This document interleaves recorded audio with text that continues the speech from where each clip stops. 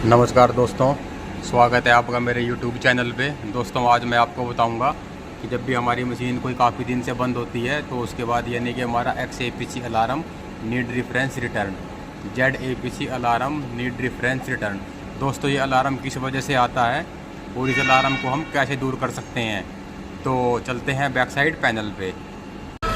दोस्तों ये हमारी एक बैटरी लगी हुई है, ये हमारी servo and spindle beta version की ये ड्राइव है।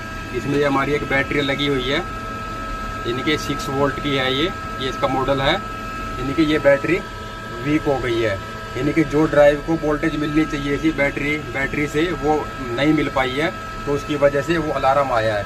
तो आपको सबसे पहले क्या करना है, इस बैटरी को चेंज कर देना है, रिप्लेस कर देना है।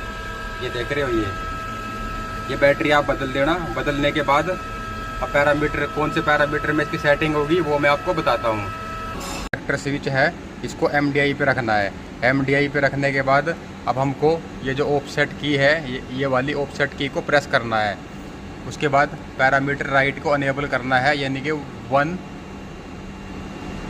इनपुट, ये वाली इनपुट डाल के यहाँ पे आ जाएगा 1। और उसके बाद हम क्या कर देंगे, इनपुट, यानी कि ये आ गया 1 इनपुट।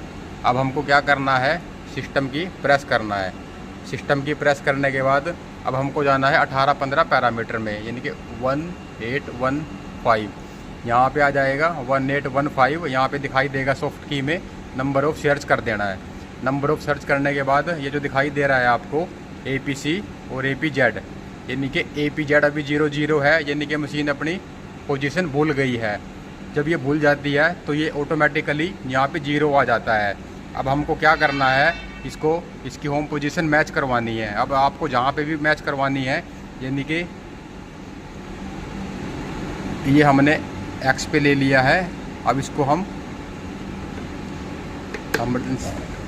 ये हमारा MPG है, इसको यानी कि अब हमारा ये मूव कर रहा है,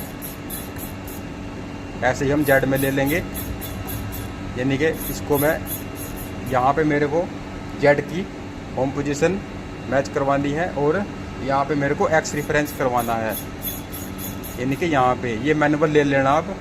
और उसके बाद अब हम दोबारा से फिर जाएंगे, सिस्टम की प्रेस करेंगे। सिस्टम की प्रेस करने के बाद ये ऑटोमेटिकली यानी कि 18-15 पैरामीटर अपने आप खुल जाएगा।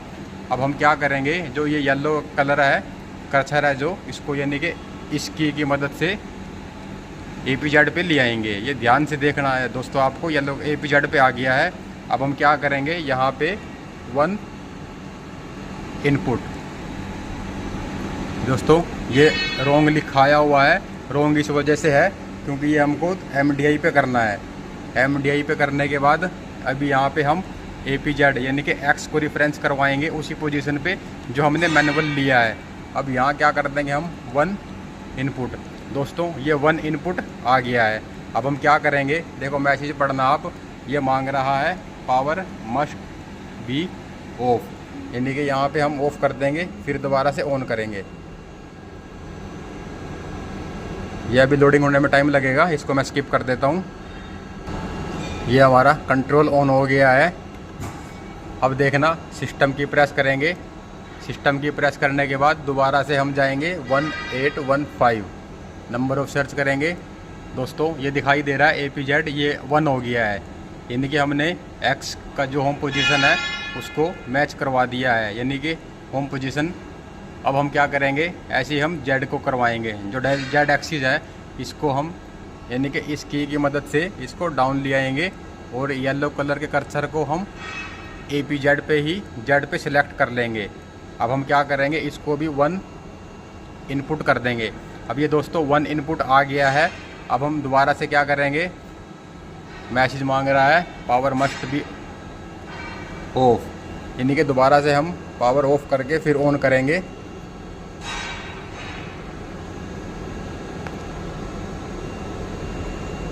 अब ये लोडिंग होने में टाइम लग रहा है, मैं इसको स्किप कर देता हूँ। जब कंट्रोल ऑन होगा तो मैं फिर, दोस्तों हमारा कंट्रोल ऑन हो गया है।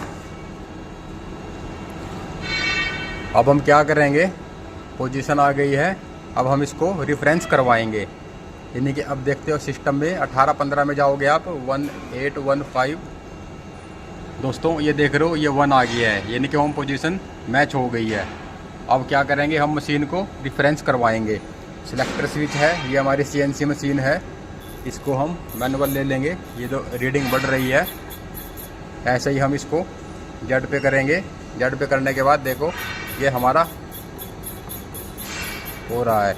अब इसको हम रेफरेंस पे ले आएंगे सिलेक्ट, यानी कि जेड आयरन का मतलब होता है रेफरेंस। अब हम क्या करेंगे, X प्लस में पुश कर देंगे।